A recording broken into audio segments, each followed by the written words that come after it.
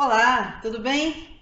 Hoje nós estamos prosseguindo no estudo da Palavra de Deus com relação às cartas do apóstolo Paulo, 1ª e 2ª Coríntios, e é uma alegria ter você aqui participando da Escola Bíblica Dominical promovida pela Primeira Igreja Batista do IPS. Estamos estudando já há 4 domingos, hoje é o 5º domingo, sobre essas cartas e tem sido assuntos muito relevantes, muito atuais, né? A palavra de Deus é sempre atual e encoraja a gente, nos fortalece, nos fortifica na fé e nos ensina também a como nos conduzir diante dos ensinos da palavra de Deus. Tem sido bom demais para mim e para você. E agora eu quero orar por sua vida antes de nós começarmos e pedir a orientação do Espírito Santo para o estudo que faremos hoje. Pai, glorificado seja o teu nome, Senhor nosso Deus. Reconhecemos ao Senhor como Deus e Pai do Senhor Jesus Cristo, que nos salvou, que nos ama e que marcou com o selo do seu Espírito Santo aqueles que o recebem no seu coração e decidem com todas as forças, com toda a alma, com todo entendimento, obedecê-lo, servi-lo e amá-lo. Nós queremos pedir a Deus que o Senhor abra o nosso entendimento, nos capacite a compreensão do ensino da Tua Palavra mais uma vez. Nós rogamos isto através do Espírito Santo do Senhor e com gratidão e confiança, no nome de Jesus. Amém. Amém. Então hoje nós estamos na 5ª lição e vamos conversar sobre liberdade cristã e crentes vulneráveis. Você sabe que crente é aquele que crê, não é? Toda pessoa que crê, ela é crente em alguma coisa. Mas nesse sentido aqui, crente é aquele que crê e serve exclusivamente a Jesus Cristo como Senhor e Salvador. E este para nós é um grande privilégio, mas também um desafio nesses tempos modernos, né? Aliás, sempre foi um desafio servir a Cristo assim, de todo o coração, de toda a alma, de todo o entendimento, por causa das condições, das fraquezas da nossa carne, da limitação do nosso entendimento, da fortaleza que é a nossa própria vontade, que sempre precisa ser quebrada em Cristo. Então hoje nós vamos conversar sobre isso. Temos conversado também que o apóstolo Paulo ele está aqui respondendo a perguntas que foram feitas a ele através da igreja de Corinto. Nos primeiros capítulos, nós vimos que a família de Cloé deu notícias ao apóstolo Paulo do que estava acontecendo na igreja. E muitas coisas com relação à imoralidade, à idolatria, os maus costumes. Então o apóstolo Paulo começou a ensinar cada aspecto desse. E hoje nós vamos ver nos 3 capítulos, capítulo 8, 9 e 10, esses 3 novos assuntos. O primeiro deles com relação às coisas sacrificadas a ídolos. E abrindo já para você a explicação, é que a cidade de Corinto, nós já sabemos, né, que o contexto cultural da cidade era de imoralidade predominante. Todas as coisas ali visavam mesmo a imoralidade.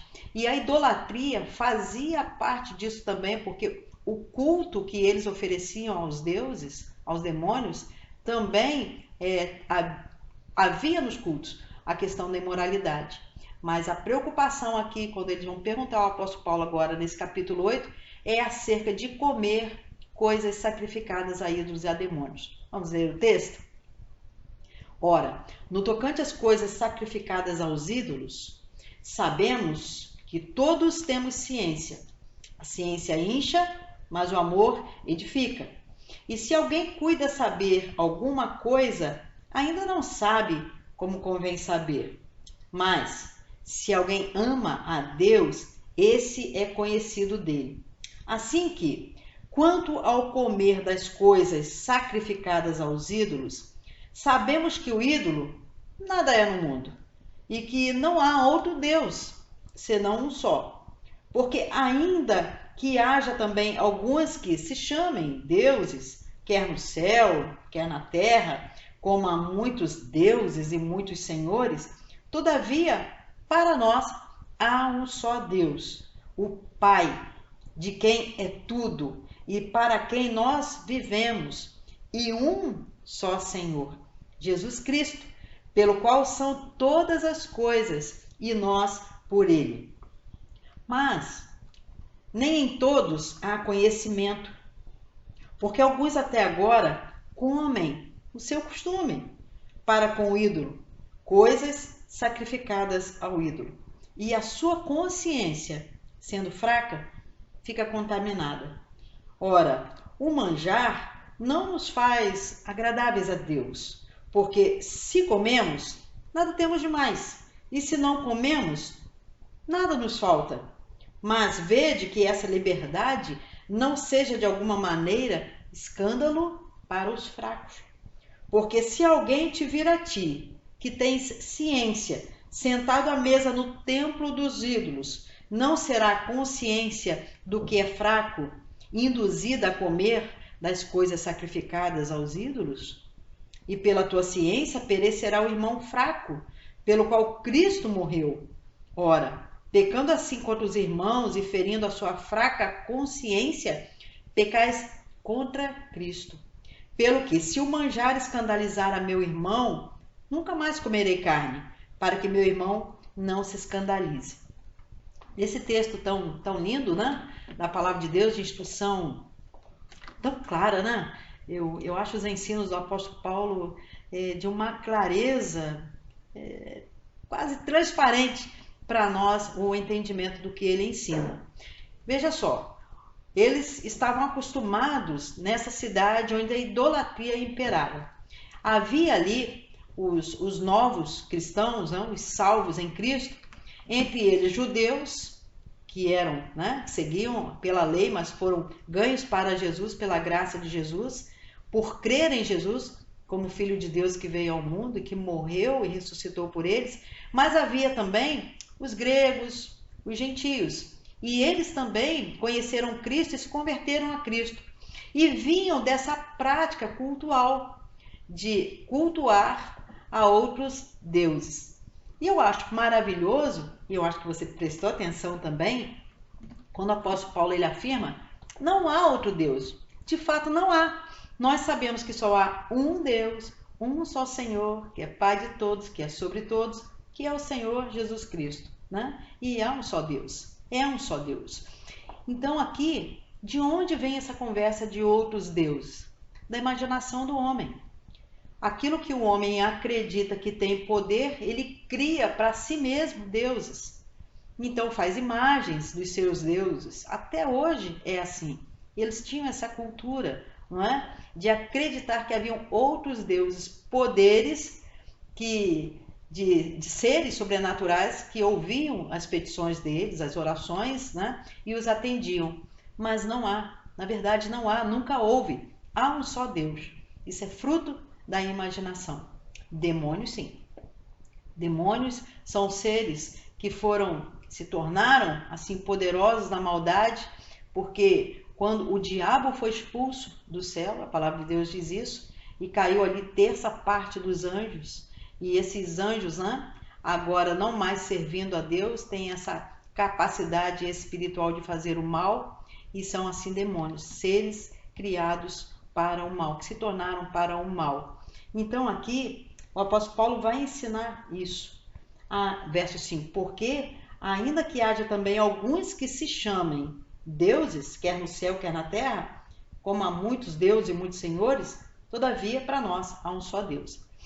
Você sabe também que pela cultura da Grécia, dos gregos, um homem, se ele era muito forte, né, se ele tinha força, depois ele era considerado também um deus. E muitos após a sua morte vinham a obter, né, essa cultura de que também seriam deuses por causa da sua força e por causa da imaginação dos outros, né? Então aqui o ensino da palavra de Deus, não há outro Deus, não há outro Deus, há um só Deus. Mas e aquilo que é sacrificado a esses falsos deuses pela imaginação humana, comer o que é sacrificado a eles?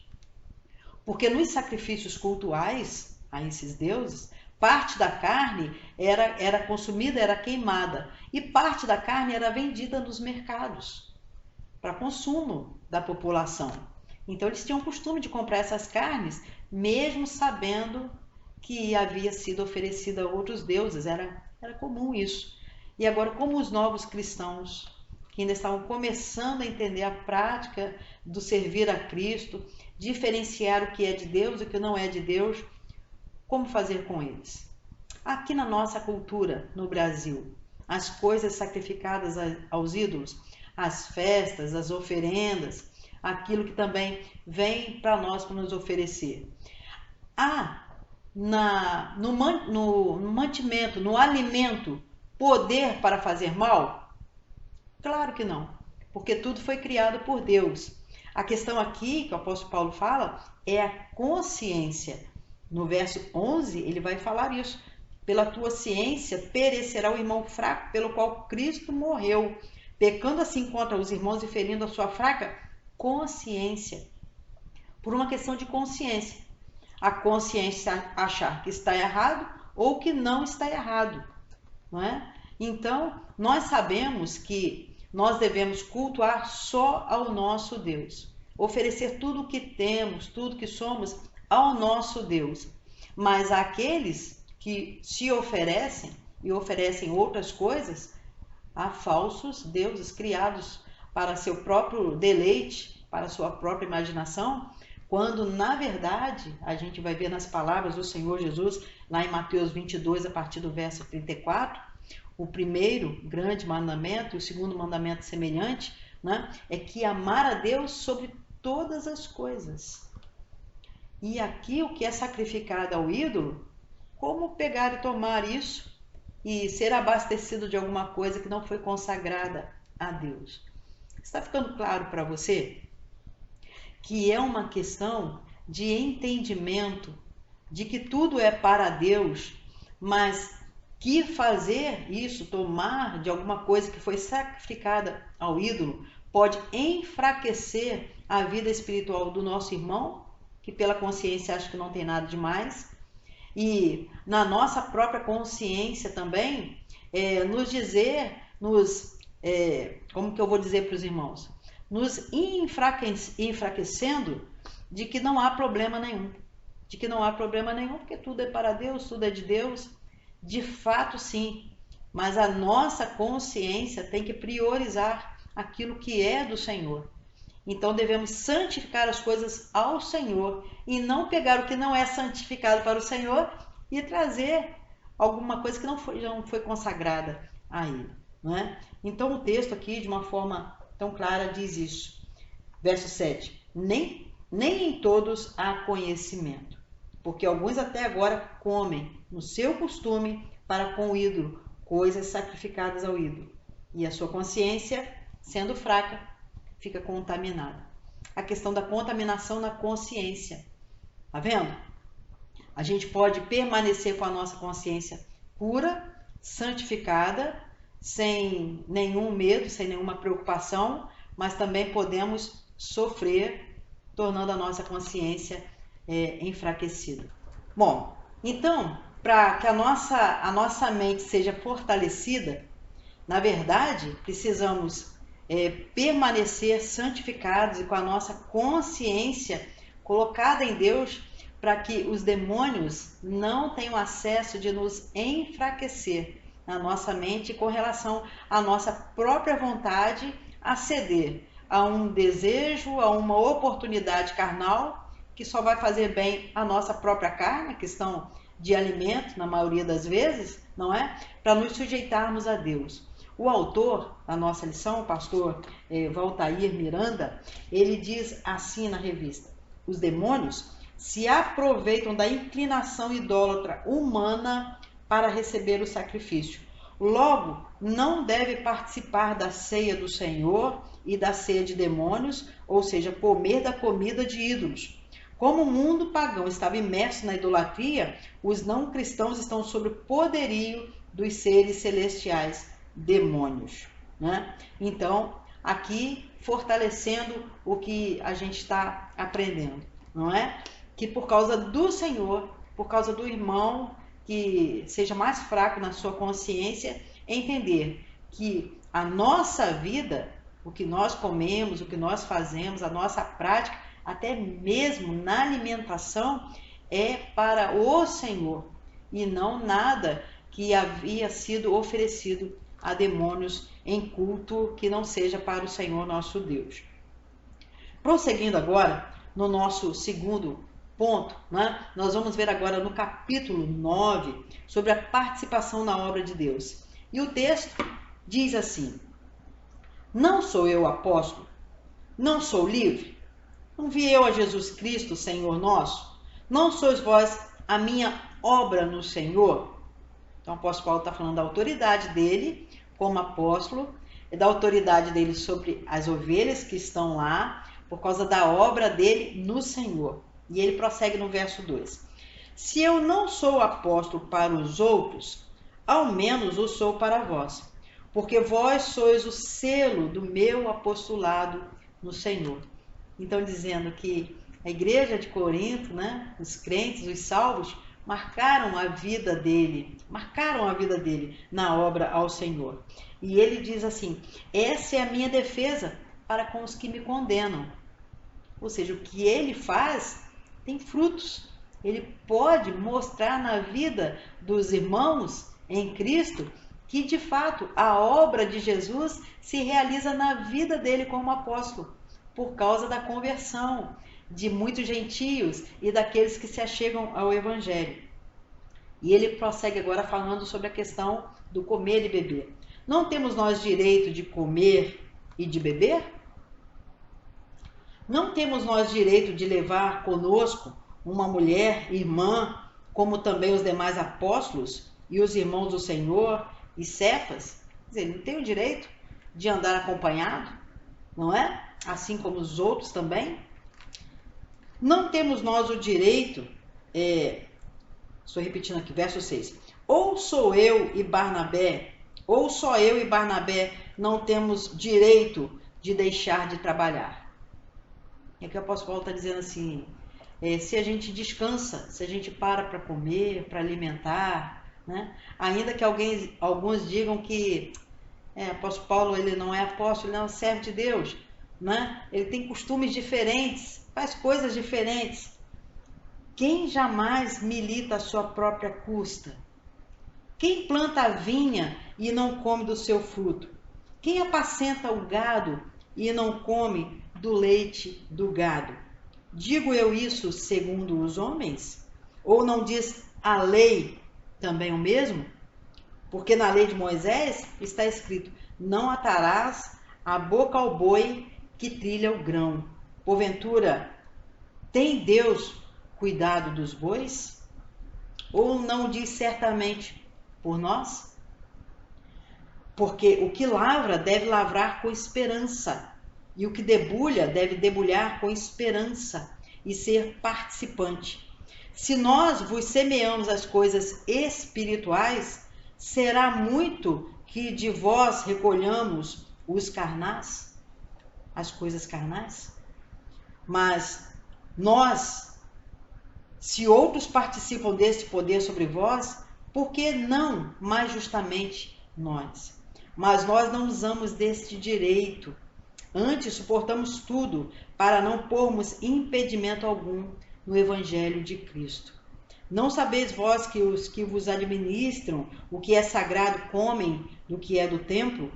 E que os que de contínuo estão junto ao altar participam do altar? Assim ordenou também o Senhor aos que anunciam o Evangelho, que vivam do Evangelho.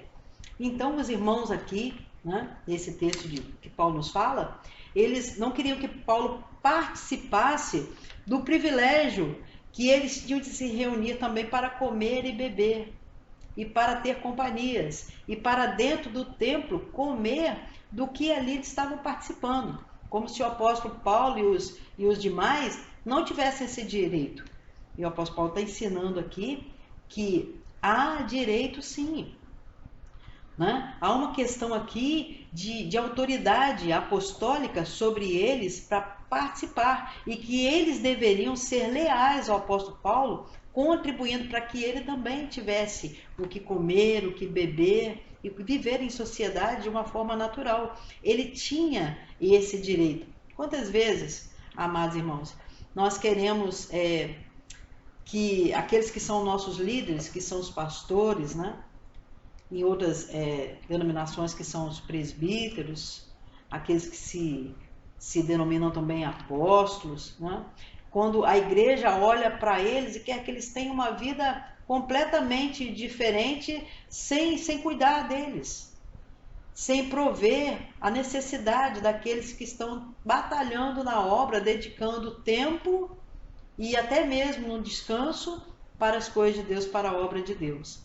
Então a igreja muitas vezes quer negar esse direito aos líderes de participar das bênçãos que as ovelhas têm no debulhar o trigo, né, no tratar do boi, na gordura, né, daquilo que faz parte do seu trabalho. E aqui o apóstolo Paulo está dizendo desse direito que ele tem e que líderes e pastores, né, também têm de participar dessa bênção de serem cuidados, de serem sustentados pela igreja, porque eles estão se dedicando, né, ao ministério. E ele prossegue aqui: eu de nenhuma destas coisas usei, e não escrevi isso para que assim se faça comigo, porque melhor me fora morrer do que alguém fazer vã essa minha glória. Porque se anuncio o evangelho, não tenho de que me gloriar, pois me é imposta essa obrigação, e ai de mim se não anunciar o evangelho. Por isso, se o faço de boa mente, terei prêmio, mas se de má vontade, apenas uma dispensação me é confiada. Isso aqui o apóstolo está dizendo assim: se pregar o evangelho não é feito por prazer, por alegria, mas simplesmente porque há um tempo para isso, né? Há um tempo na vida da pessoa, uma oportunidade para fazer isso, então é apenas cumprir uma tarefa que foi confiada, mas sem zelo, sem amor, sem dedicação. E ele diz no verso 18: logo, que prêmio tenho? Que evangelizando proponha de graça o evangelho de Cristo, para não abusar do meu poder no evangelho. Porque sendo livre para com todos, fiz-me servo de todos para ganhar ainda mais. E fiz-me como judeu para os judeus, para ganhar os judeus. Para os que estão debaixo da lei, como se estivera debaixo da lei, para ganhar os que estão debaixo da lei. Para os que estão sem lei, como se estivera sem lei. Não estando sem lei para com Deus, mas debaixo da lei de Cristo, para ganhar os que estão sem lei. Olha como que o apóstolo Paulo fala aqui, que o objetivo dele é ganhar almas para Jesus. O objetivo é esse. Então, se para os judeus a lei estava atrapalhando, não é, que eles entendessem a graça e a misericórdia de Cristo, o apóstolo Paulo, ele cumpria a lei, ele ficava debaixo da lei, renunciava a cumprir coisas da lei para ganhar aqueles para Jesus, se fazendo fraco para ganhar os fracos, né? E aqueles que estavam sem lei nenhuma, que não tinham, viviam segundo a sua própria vontade. O apóstolo Paulo também ensinava através disso, de que a liberdade que ele tinha em Cristo, eles deveriam participar dessa liberdade também, para ganhar aqueles que estavam sem lei. E ele diz no verso 22, fiz-me fraco para ganhar fracos. Fiz-me tudo para todos, para, por todos os meios, chegar a salvar alguns. E não é verdade isso, meus irmãos? Quantas vezes você está perto de alguém, de um vizinho, de um amigo, de um colega, que está envolvido com as coisas do mundo, e você chega ali perto dele, você está junto, né? Está no mesmo ambiente, para que de alguma forma, em uma primeira oportunidade de falar de Jesus, você ganhe aquela pessoa para Jesus. E às vezes também dentro da igreja, no meio daqueles que estão vivendo debaixo da lei, você entra, ensina a palavra, conversa sobre a lei, sobre o peso da lei, sobre o jugo da lei, sobre obedecer à lei, sobre as vantagens também que a lei traz na obediência, de proteção, de justiça, mas também que em Cristo a graça e a misericórdia são muito mais produtivas, muito melhores, né? Porque elas nos libertam do pecado e do peso da lei. E aí ele vai dizer aqui no verso 24, no verso 23 ainda: eu faço isso por causa do Evangelho, para ser também participante dele. Não sabeis vós que os que correm no estádio, todos na verdade correm, mas só um leva o prêmio? Correi de tal maneira que o alcanceis. Tão fácil entender isso aqui, não é? Nos Jogos Olímpicos. Quantas pessoas correndo, quantos fortes, mas só um leva o prêmio. Só um leva a medalha de ouro, não é? Todo aquele que luta, de tudo se abstém. Eles o fazem para alcançar uma coroa corruptível. Nós, porém, uma incorruptível. Pois eu assim corro, não como a coisa incerta, assim combato, não como batendo no ar. Antes subjugo meu corpo e o reduzo à servidão, para que, pregando aos outros, eu mesmo não venha de alguma maneira a ficar reprovado.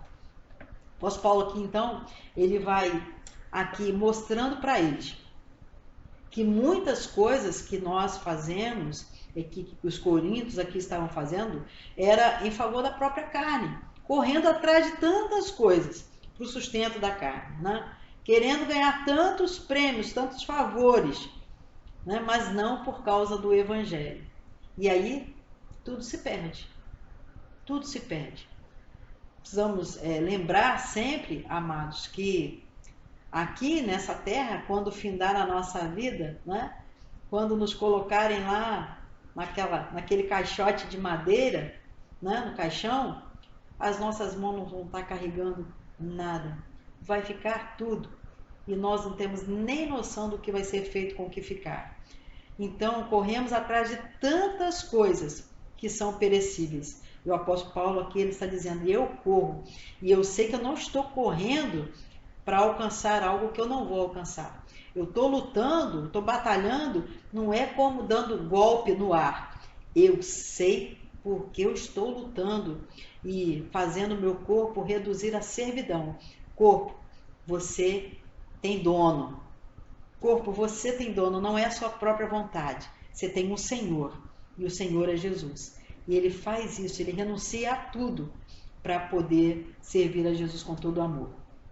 E agora, na última parte do nosso estudo, quando a gente vai conversar sobre buscar o bem-estar do outro, no capítulo 10. Ora, irmãos, não quero que ignoreis que nossos pais estiveram todos debaixo da nuvem, todos passaram pelo mar. Que pais são esses? Israel de Deus que estava no Egito, não é? E que passaram pelo Mar Vermelho, saindo dali uma nação que foi levada por Deus à terra de Canaã, e ali então se formou a nação israelita. O apóstolo Paulo está falando dessa nação, desses pais. Todos foram batizados em Moisés na nuvem e no mar. Todos comeram de um mesmo manjar espiritual. Beberam todos de uma mesma bebida espiritual, porque bebiam da pedra espiritual que os seguia. A pedra era Cristo. Olha o entendimento do apóstolo Paulo de que na caminhada do povo de Israel, lá no Antigo Testamento, no início de tudo, não é? Como que Cristo estava com eles, como uma rocha, a fortaleza. E ele diz assim no verso 5, mas Deus não se agradou da maior parte deles, pelo que foram prostrados no deserto. E aí o perigo, o risco que nós não podemos correr, não é? De estar no meio do povo de Deus, sermos povo de Deus e sermos rejeitados pelo Senhor, Deus não se agradar de nós. E aqui no verso 6 ele diz, essas coisas foram-nos feitas em figura, para que não cobicemos as coisas más como eles cobiçaram. Não vos façais, pois, idólatras, como alguns deles. Conforme está escrito, o povo assentou-se a comer e a beber e levantou-se para folgar. E não nos prostituamos, como alguns deles fizeram e caíram num dia 23.000. E não tentemos a Cristo, como alguns deles também tentaram e pereceram pelas serpentes. e não murmureis, como também alguns deles murmuraram e pereceram pelo destruidor. Ora, tudo isso lhes sobreveio como figuras. Estão escritas para aviso nosso, para quem já são chegados os fins dos séculos. Você tem dúvida disso? Eu não tenho. Aquele, pois, que cuida estar em pé, olhe, não caia. Não veio sobre vós tentação, senão humana. Mas fiel é Deus, que vos não deixará tentar acima do que podeis. Antes, com a tentação, dará também o escape, para que a possais suportar. Um assunto sério, não é, amados? Com relação às tentações e o perigo, o risco de estarmos em pé e cairmos por ceder à tentação. Porque todos nós somos sujeitos à tentação, né? Todos nós. Mas a palavra de Deus aqui vai nos instruir, o apóstolo Paulo está ensinando a igreja e a palavra de Deus nos ensina. A tentação que vem sobre nós é humana, é para realizar a nossa vontade humana. Não é questão espiritual. A tentação é por causa da nossa fraqueza humana. Então, para tudo que nós somos tentados humanamente, Deus manda um escape para os seus filhos. Você já percebeu isso na sua vida, no dia a dia? Que às vezes você está sendo provocado com a tentação, inúmeras áreas da vida, né? Nós somos provocados à tentação e quando nós resistimos à tentação de forma espiritual, confiando em Deus, logo a gente vê que aquilo que a gente tanto está querendo satisfazer na carne, não sendo a vontade de Deus, já tem uma resposta de Deus, uma provisão de Deus para nós. Isso acontece com você? Creio que sim, claro que sim. Você sabe que para a tentação sempre Deus tem a provisão, o escape, a forma de escapulir, não é? Nós não precisamos ficar acariciando a tentação. Aquele que está em pé, cuidado, não caia, né? Tentação não se acaricia, não se fica perto dela. Tentação se foge para o escape que Deus está dando. E agora ele vai falar com relação à idolatria. Portanto, meus amados, fugir da idolatria. Irmãos, a idolatria, ela pode parecer algo muito simples, não é? Você e o idólatra, né? O idólatra que ele coloca a fé, a confiança em algum objeto, como sendo poderoso para realizar as suas necessidades pessoais. E aí, quando esse objeto, esse ser, se torna o centro da atenção, da devoção, do culto e da confiança, quando a gente passa a confiar que aquele objeto, aquele ser, vai suprir uma necessidade, o nome disso é idolatria. E aí, a forma como o diabo trabalha nisso, nessa rebeldia que nós temos com relação a confiar só em Deus e crer no Deus que é invisível e imortal. Ele é real, mas é invisível e imortal. E só podemos confiar em Deus pela fé. Então, quando nós fazemos isto no único Deus, o nosso Deus, pela fé, então nós estamos sendo tementes a Deus, estamos sendo corretos diante de Deus. Mas todo aquele objeto ou ser que toma a nossa devoção, a nossa confiança, que vai realizar aquilo que nós necessitamos, isso é feito pelos demônios. Isso é rebelião diante do Senhor. Isso é idolatria. Não é? E ele vai dizer, falo como a sábios, julgai vós mesmos o que digo. Verso 16. Porventura o cálice da bênção que abençoamos não é a comunhão do sangue de Cristo? O pão que partimos não é, porventura, a comunhão do corpo de Cristo? Porque nós, sendo muitos, somos um só pão e um só corpo, porque todos participamos do mesmo pão. Somos igreja, somos corpo de Cristo, né? Porque nós, sendo muitos, somos um só pão e um só corpo, porque todos participamos do mesmo pão. Vede a Israel segundo a carne. Os que comem os sacrifícios não são, porventura, participantes do altar? o Israel, o povo de Deus, os que comem o sacrifício, não participam do altar, aquilo que nós fazemos como sacrifício para Deus não é fruto dos nossos lábios, que confessamos o nome do Senhor, não é fruto da nossa vida de serviço a Deus, tudo que nós fazemos não é para o Senhor, deveria ser para o Senhor, deve ser para o Senhor, não é fruto de confiança e de fé. Mas que digo? Que o ídolo é alguma coisa? Ou que o sacrificado ao ídolo é alguma coisa?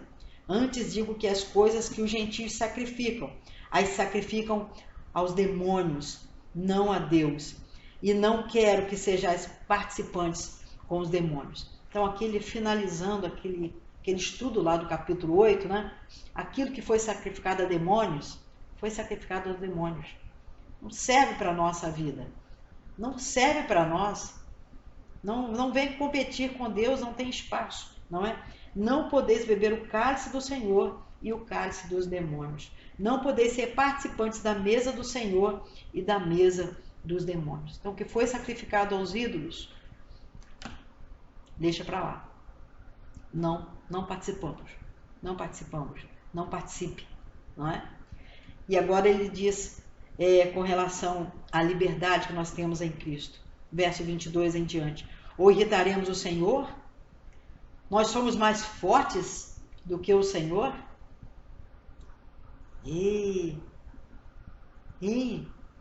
Presta atenção. Quantas vezes, né? Nós fazemos coisas porque nos achamos muito fortes. E na nossa vã inteligência, né? Falsa sabedoria, provocamos ao Senhor, irritamos ao Senhor com a nossa prática, trazendo para a nossa vida aquilo que Deus não aceita, que Deus abomina. E o verso 23 ele diz: todas as coisas me são lícitas, mas nem todas as coisas convêm. Todas as coisas me são lícitas, mas nem todas as coisas edificam. Tudo está aí, à disposição. Tudo está à disposição, não é? Eu posso apanhar qualquer objeto. Se a minha mão tem força, se consegue, posso pegar qualquer coisa, não é? Então, meu alcance é apanhar qualquer coisa.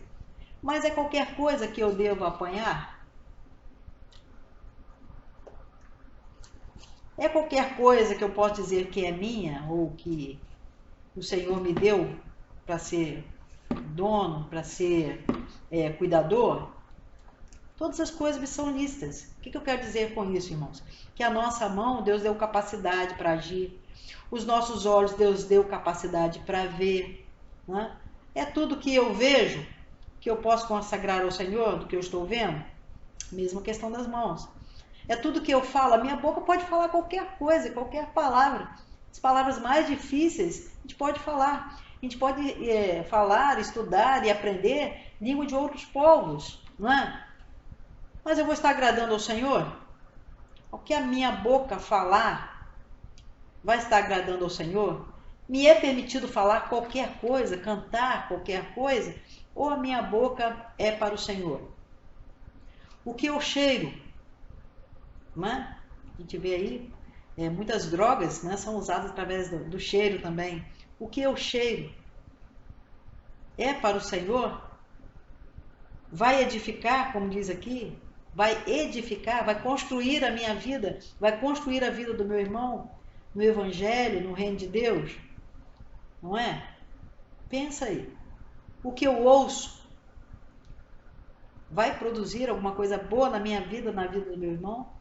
O que eu ouço vai fazer a minha mente considerar, de repente guardar no meu ser, né? O que eu ouço vai trabalhar na minha mente, no meu pensamento, no meu coração, não é?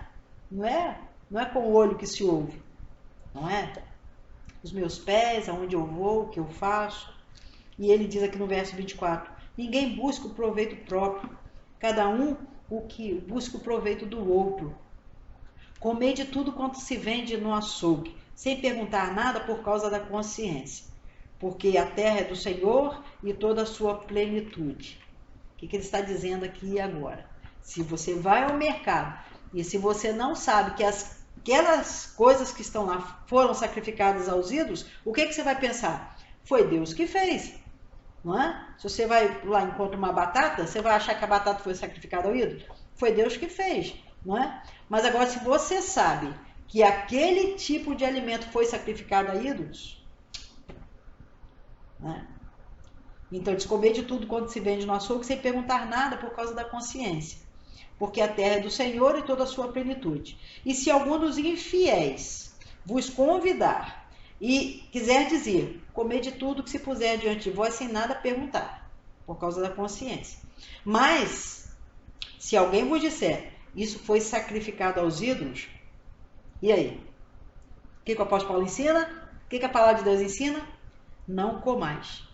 Por causa daquele que vos advertiu, por causa da consciência, porque a terra é do Senhor e é toda a sua plenitude.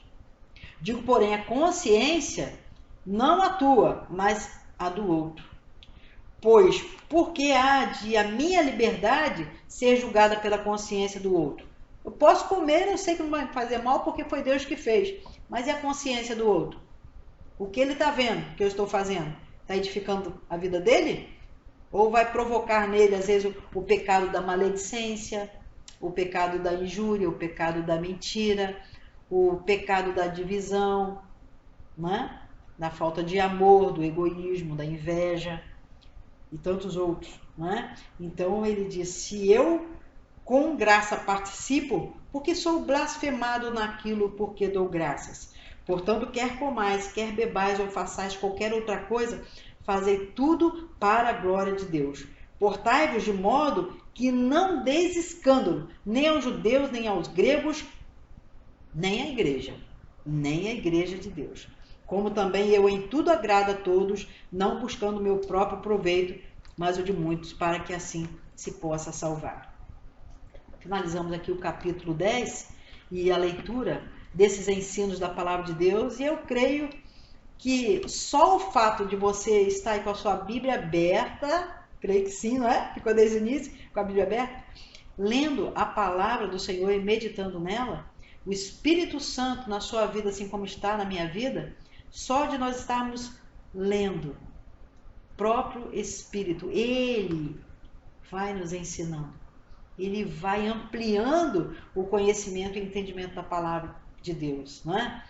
Irmãos, para mim, tudo tão claro, tão transparente. Mas se para você ainda ficou alguma dúvida, se para você ainda há uma questão aqui que você não tem tanta certeza, se não ficou tão claro para você assim, tão transparente, eu entendo, não é? Afinal de contas, são tantos anos conhecendo e meditando a palavra de Deus, mas de repente você está começando agora e pode ser que você não entenda assim como eu estou falando. E respeitando você e te amando, eu quero dizer, vamos estudar mais? A sua dúvida, fala com a gente, vamos estudar juntos, vamos crescer juntos, vamos nos edificar juntos, não é? Porque não é obrigatório que todos entendam da mesma maneira.